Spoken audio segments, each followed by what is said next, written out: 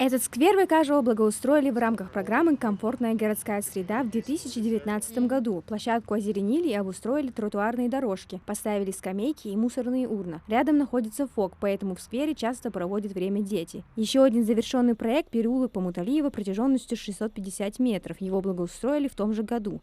Улицу освещает 20 энергосберегающих фонарей. Местные жители активно голосовали за этот проект. Даже дети собрались этот вечер, когда они закончили, провели дорогу, когда закончили, собрались дети и до утра вот играли, радовались этой дорогой. Сейчас, алхамдулилlah, все прекрасно.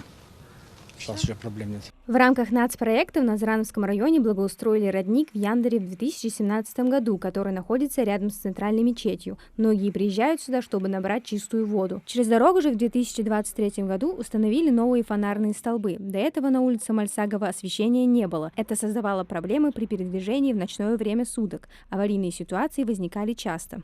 Эта работа, она способствовала тому, что повысилась безопасность дорожного движения. Люди стали чувствовать себя более комфортно, уже спокойно могли передвигаться в ночное время суток. Очень положительно была воспринята работа это жителями сельского поселения. И мы благодарны за проведенную работу.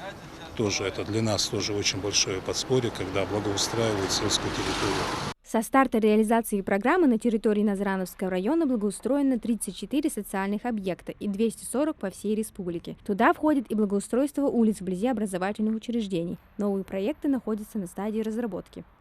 Планируется в этом году в сельском поселении Сухахи улицу благоустроить. Это освещение, тротуар, асфальтирование.